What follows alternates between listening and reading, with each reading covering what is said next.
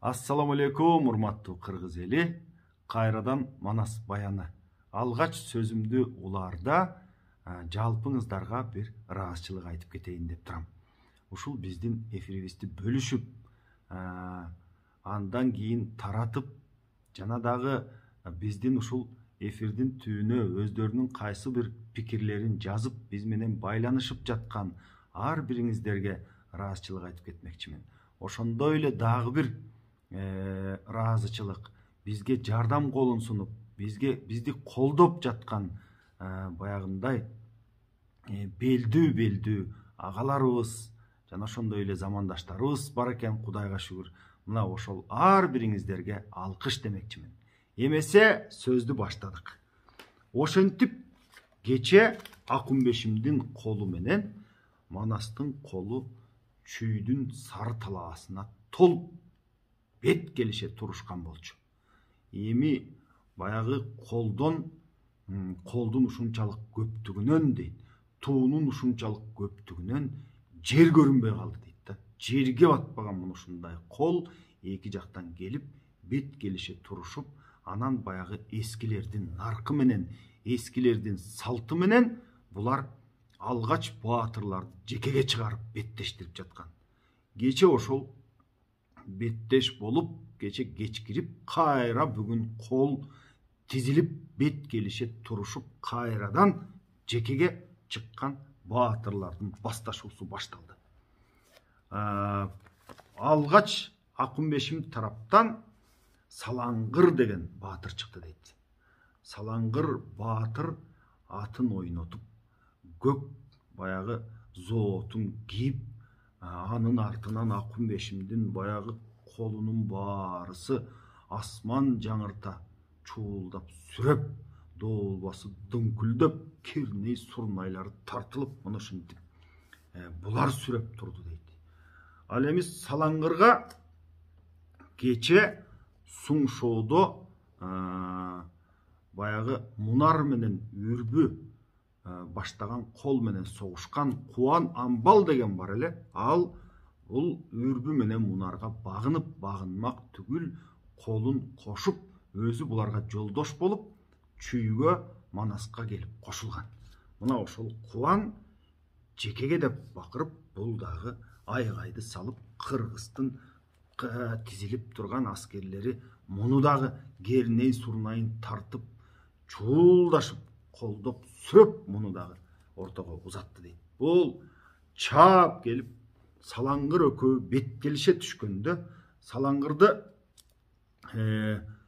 белден алып, атына улактай тартып өңөрүп туруп, анан өзүнүн колунун астына алып келип, көмөлөтүп таштады дейт. Мына ушинтип тигил Салаңгырды тындым кылды. Кайра ортого чаап барды дейт. Чаап барганда баягы Кубан Амбалга Кытайдын Акунбешимдин колунан Тулус деген баатыр чыкты дейт. Бул Тулус баатырдын боорум эле бир башка. Мунун атынын эле баягы бою жерден өйдө 3 кулач дейт. Ушунчалык эңгезердей болгон чоң ат. Мына ушундай кооз ат дейт. Бул аттын ат Түшкөлүк деген ат экен. Мына ошол Түшкөлүк атын минип Тулус чыкты дейт. Тулус кериле мындай ат минген. Ушунчалык өзү дагы абдан дөө сындуу, баягы атына өзү жарашкан. Муну ушундай эрекен дейт. Кубан Амбал найзасын мелтиретип баягы Тулуска жеткенде, Кубандын найзасын кагып жиберип, Кубандын өзү бет келише баягы түшкөндө дейт, тим эле жаш баладай кылып ийилип кетти Кубанды дейт. Ийилип колун көздөй чапты дейт дагы. Кубанды колуна ыргытканда Кубан 4 кишиге барып тийди дейт. 4 киши жыгылып араң турушуп кайра. Анан Кубанды тигил колуна дайындап жатат Тулусчу. Муну дейт, өлтүрбөй коюп туруңар дейт. Бул тузурган Кубанды дейт. Не себептен бул бузулду? Акунбешимди не себептен сатты? Биздин динден не себептен качты? Акунбешим пашадан каалаганын алды эле дейт. Жаңжуң эле жашында Ушу күндө Бойгутка дуудуу болуп калды эле дейт да. Суңшоодо Бойгут деген жерге дуудуу болуп калган экен бул Кубан. Эми бул биздин тузуу сургурду дейт. Мен өзүм келип азыр эсебин табам. Өлтүрбөй тургула, байлап койгула деп, муну ушинтип дайындап, атын имерип кайрадан тетиги колдун астына жекеге чыгып атат да.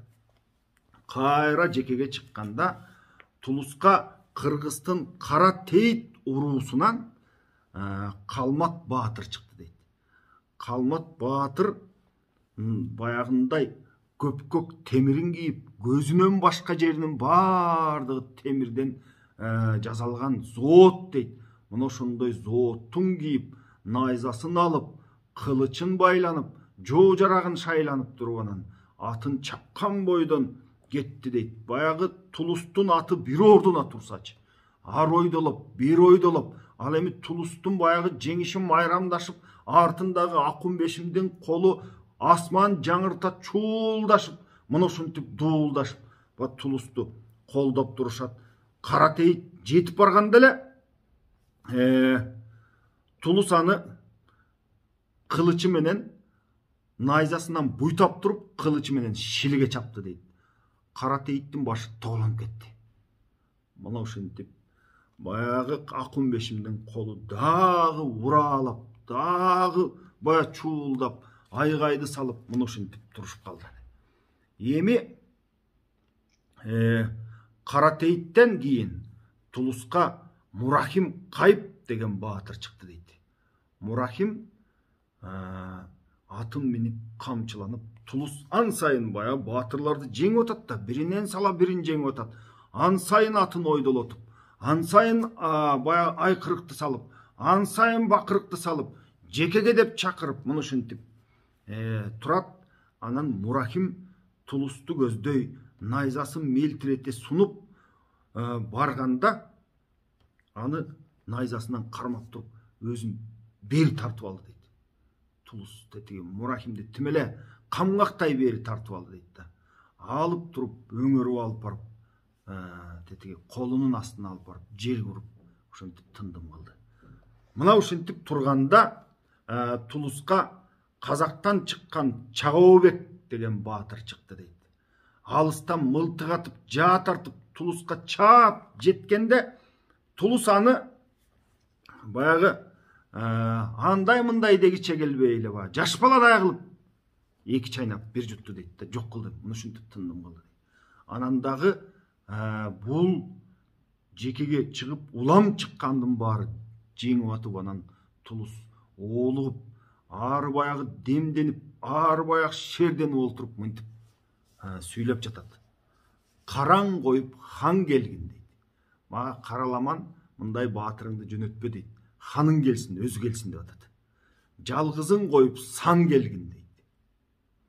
Жалгыз келбей мага баарыңар келгилечи керек болсо дейт да. Жаның тирүү кутулбайт дейт. Өлөм деген жан келгин. Бирин коюп миң келгин, лөгүн коюп пил келгин дейт. Зериккениң келиңер дейт, тиричилик дүйнөдөн. Тойгонуң келгин жашыңдан, миң жаны болсо кутулбайт, баары бир кара башыңдан дейт. Атым Тулус, өзүм ер, Акунбешим башаага атам тууган кемеңгер дейт. Мына ушинтип Тулус өзүнүн дарегин айтып, мага өзүңөр мындай анча-мынча баатырмын дегениңер баягы найза көтөрүп баягындай соксоңдогонуң келбегиле, караламан калк мага келбесин, мага ханыңар келсин деп мына ушинтип чакырып турду дейт. Анын үстүнө бул Акунбешим пашаага аталаш бир тууган болсо, мына ушундай эрекен да. Ал эми ага анан кийин элдин кадимкидей маанайы түшүп, тим эле шаабайы сууп калды дейт. Ой, бул бир ченебеген баатыр экен го. Буга деген кимибиз чак келмек элек. Буга Манас өзү чыксачы деп мына ушинтип күр кеп болуп калды дейт. Мына ошондо анан Манас даярданып, Кудайына сыйынып, ата бабанын баягы ата бабам колдо деп мына ушинтип Манас анан мынтип чыгып баратат. Ак кула менен бол коюп, найза колдо кой коюп, некери бутта чой коюп дейт. Кылыч белде кыңгырап, айбалта жанында шыңгырап, сырнайза колдо зыңгырап, ак келте жонда жаркылдап, ага саба сур желек найзасында жалпылдап, ак шумкар куштай балкылдап, майданга бар батыр барганы дейт да. Муну ушинтип майданга Манас чыкты, ак куланы минип. Антсе алиги Тулус айкырып турат Манасты көздөй. Айбаттанып бакырып, акылыңдан жаңылып, ары жок кана куу кыргыз деп Манаска сүйлөп турат да. Эми баягынча колдун ханы Манас барды жекеге. Муну ошондо айтып атат да. Ары жок кана куу кыргыз, ажалыңды сагынып, Манас деген сенсиңби? Башың таштан болсо да ак кула ат минип желдиңби? Ажалыңды айдап келдиңби дейт да. Сени бул жака ажал айдап келдиби? Я Манас деп. Тынч жаткан элди тынч койбой, саа салдырайын чоң ойбой дейт. Муну айтып күрсү менен анан Манасты чапты дейт. Манас баатыр күрсү менен чабышып, буну менен сырнайза менен сайышып, башына калкан кармады дейт. Күрсү менен чапканда күп деген доошунан чүйдүн ичи жаңырып, калкандан тимеле күрсү тийген жеринен от чагылып, муну ушинтип экөө катуу салгылашты дейт. Манастын жанагы Тулустун айткан сөзүнө аябай ачуусу келди дейт. Анан жанагы баягы айгожо берген ачалбарс менен анан оң ийнинен бөлө чапты дейт Тулусту. Манас ушунчалык жалданганда, ушунчалык каарданганда, бая Тулус дагы теңин албай, кадимкидей бая басынтып сүйлөп, Манаска чейин бир 3-4 баатырды өлтүрүп алганына, анын Акунбешимдин колунун дагы баягы деми күчөп, муну ушинтип турганда Тулусту барып туруп анан Манас оң далысынан ушул кол полу менен шыпыра чаап, андан кийин сол далысына кылыч уруп, муну ошентип Тулусту тындым кылды дейт. Андан кийин анан жака белинде аярлардын да согушу болуп отурат. Мындан өтүп бүткөндөн кийин анан Бакай колго буйрук берди дейт. Жекеге ошону менен бүттү, түгөндү дейт. Бакай колго буйрук берди дейт. Ана каптагыла деп. Мына ошондо бир жагынан Бакай, анын жанында Манас бир жагынан каптады дейт. Ал эми Текелик тоонун тушунан сеңир кечүү учунан хан Айдаркандын баштаган ал жерде Көкчө, Үмөт, Жайсан, мына ушулардын колу эми кыргыздыкы баягы 3 тараптан каптайт эмеспи? Бир тарабынан Бакайдын Манас баштаган аскерлери каптап кирди. Бир жагынан ошол Текелик тоонун тушунан Айдаркан баштаган кол каптап, анын ичинде жанагы Жайсан, Көкчө баатырлар айкырыкты салып, ушинтип баштап калды дейт. Ал эми чыгырак боюнан дейт. Чыгырак жол менен дейт. Чыгырак деген ошол жердин атын айтып атат. Мына ошол жерди бойлоп келип, Мунар кайып баштаган аскерлер кирип кетишти дейт согушка. Эми мына ушул согуш кандай болгонун Сагынбай атабыз моминтип сүрөттөйт. Мен аны сиздерге китептен окуп берейин.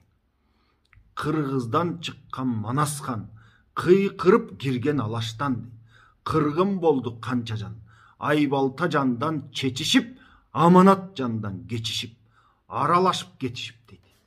Кол баягы эки жакта беттешип турган кол аттары менен дүбүрөп келип, дүйнөнүн баарын чаңытып, ушундай бир тапырап келип, бири-бирине аралашып кетти дейт.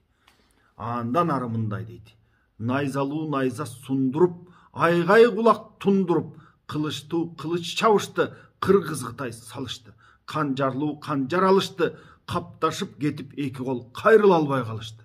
Казак калмак салышты, күрсү таяк чабышты, күчү бардын баарысы күүлөнүшүп калышты. Мына ушундай ызы чуу, мына ушундай согуш башталып кетти. Саадака жебе чалышып, салгылашып калышып, жебенин огу кыркырап, тийген жери быркырап дейт. Андан кийин Сагынбай атабыз мылтыктардын түрлөрүн санап берген. Аны да окуп берейин. Төө мылтык атып күркүрөп, үнүн уккан адамдар үйүндө бою дүркүрөп дейт. Жазайыл үнү жаңырып, қой чағыр үні чаңырып, бараң мылтық бадырап, басылбай добуш дабырап, айбалта башка шақ етіп, найза төшкө так етіп, күрсі башка күп етіп, темiri жоқ найзалар мұштағанда дүп етіп дейді. Мына ушул уруш Кие суу менен Чагыр суу деген суулардын бойунда кең чүйдө Баласагын шаары турган тарапта болуп жатат дейт. Ушундан 2 күн 2 түн кол ушунчалык катуу чабышты, ушунчалык катуу салгылашты. Ал жерде далай эрдин башы кетип, далай ат өлүп, далай адам өлүп, мына мынтип катуу согуш башталып кетти да. Ат жүрбөй адам канынан дейт. Аскердеги адамдар үмүтүн үстү жанынан. 3 күндүк жерде жүдөдү дейт. Үстүңкү тозоң чанынан. Үстүндөгү тозоң чыккан чаңдан чаң 3 күндүк жерге чейин жетип барды дейт да. Туу түбүндө турушуп, туубуз качпай турат деп кубат кылып урушуп, аралашкан 2 кол ач бүрдөй жулушуп, ачуудан колтук чоюлуп, уучтап жүрүп жарагын алаканы жоюлуп. Алаканы чор болуп кетти дейт да, баягы курал жарагын алып жүрүп. 2 күн 2 түн мына ушундай катуу айгышкан согуш болуп жатат. Канаттын баары кайрылып, чапандын баары айрылып, этектин баары түгөнүп, эрдин кашы өлүп, эриндин баары кесилип, эмчектин баары эсилип дейт. Эми бая эрдин кашына найза өлөр жери ушу деп, как жүрөктүн тушу деп, эрдин башынан өйдө жагын көздөп туруп, найзасын жапырып келип ошол жерге урат экен да. Урганда ошол жерге тийип, кээ бир учурда найза кишинин артынан чыгып кетет дейт. Ал эми кээ бир учурда бай эмчектин баары эзилип деген төшүндөгү зоотуна тийип, канк деп найза сынып, мына ошентип ал тийгенде дагы баатыр болсоң, баягы ат үстүндө бекем болсоң жакшы, ат үстүндө анча бош болсоң атыңан ыргыта койчу экен. 2 күн 2 түн өтүп, уруш болгон арадан мас болгондой сандалып, маңги болуп арадам дейт. Ой бой салып канча жан боюндагы жарадан, чамбылала чаң болуп, кызылала кан болуп келип жүргөн дагы бар. Баланчанын өлүгү баягы жерден экен деп желип жүргөн дагы бар дейт. Салпактатып өңөрүп, муну көмүп алгын деп алып келип колуна берип жүргөн дагы бар. Муну ушинтип 2 күн 2 түндөн кийин согуш токтоп, 2 тараптын баягы өлүктөрүн, жарадарларын жыйнашып, анан баягы канча киши өлдү, канча киши жаракат алды деп бири-бирин даректешип, издешип, ушинтип тыным алышты дейт. 2 күндөн кийин Акунбешим ошол колун жыйнап, өлүгүнүн баарын жыйнап, жарадарларынын баарысын алып барып санаса, 40 миңден ашык кишиси мына ушул согушта, 2 күндүк согушта мерт болуп өлүптүр. 90 миңдейи жарадар экен дейт. Манастын бирок 40 жоросунун баары аман экен. 17 миң киши өлүптүр Манастын колунан. 30 миң жарадар болуптур да. Мына ушинтип талаадан өлүктөрүн жыйнашып, анан эми Акунбешим эмне деп жатат сиздерге ошол Акунбешимдин арманын, азиретин Акунбешим айткан сөздү окуп берейин. Кайда катам жанымды дейт. Анткени Акунбешим тетигил 40 миңден ашык өлүгүн баягы куурайдын баарын жыйдырып, талаадан отун тердирип, Кие суу Чагыр оозуна дейт, Норуздун кара тоосуна бүт өлүгүнүн баарын алып барып, эми 90-95 миңи жарадар болду дейт. 7 миңи, анын 90-95тин ичинен 7 миңи чал өлүк жарадар дейт да. Өлгөн жок, бирок кыймылдай албаган чал өлүк жарадар. Алар он топ болбой калды дейт. Эми шаарып жанагы Баласагын турган жерде экен, мына ошол шаарындагы эли нааразы болду дейт. Суу чейин эзе суусу канга толду дейт да. Баласы жетим калды, аялы эрсиз калды, жесир калды. Муну ушинтип турат дейт. Акунбешимге эл нааразы болуп баштады. Аскерлер күңкүлдөп баштады дейт да. Мына ошол согуштан кийин баягы анан от жактырып, ал убакта Акунбешим ошол от жагып өлүгүн өрттөп көмчү экен. Муну ушинтип өрттөгөндө күйгөн түтүнү тиги жарым күндүк жолго жетти дейт. Мына ошондо Акунбешим башын таш куруп, чачын жулуп, ушундай баягы бир чети жаалы келип, бир чети ичи күйүп, ушинтип өкүнүп турат. Аны мен сиздерге окуп берейин. Кайда катам жанымды, башынан алды элимди, жайсаң иле кеминди дейт. Баягы илебиндин башын алды, кеминди өлтүрдү дейт. Дөрө жайсаң баатырды өлтүрдү дейт. Бар көлдө жүргөн төрт бурут төгөрөктүн баарына салды акыр заманды дейт. Калкымдын баары кыйрады, катын балам ыйлады. Дүниөнүн жүзүнө казак кыргыз сыйбады. Кайда катам жанымды, кайда коем жанымды дейт. Калкымдын баарын сыйпадым, Жаңжуң менен Калдайды дейт. Жалмады кыргыз далайды. Жаңжуң, Калдай бул жанагы Акунбешимдин ошол мансаптуулары, ошол Акунбешимге караган элдин баягы элди башкаргандардын чиндери. Суңдуң Чыйтай Калдайды жутту казак далайды дейт. Тыйтай менен Баңбаңды деп баягы өзүнүн ошол колундагы мансаптуулардын чиндерин санап атат да, далай баатырларымды ушинтип алып өлтүрө турган болду бул дейт да. Темселетти далайды. Кайрат туунун баар өлдү, кара жер кылды сарайды. Ойротту бузган ар бир эр, оруну болду кара жер дейт. Кылымдан чыккан ар бир эр, Кытайды басты кара тер дейт да. Кыйрымды тартты кара жер, ашып качар белим жок, арка кылар элим жок, арыз айтар жерим жок. Анжиянда Алооке алыста жатат жеп-жеке дейт. Бул эми Анжиянда наркы Ташкентте Панус деген хан бар эле дейт, Ташкентти башкарган. Мунун эли бирок баягы түрк балдары болчу дейт да. Булар дагы мага жардамга келбейт. Ал эми Эсенкан болсо тетиги алыста жатат. Андан кандай жардам алам эми мен? Ташкенттен жардам келе албайт. Тетигил Анжиянда жаткан Алоокеден жардам келе албайт. Эми мен кандай кыламын деп Акунбешим мына ушинтип кепчип турат. 2 күн согуш болду, тыным алышты, Акунбешим ушинтип кейип жатат.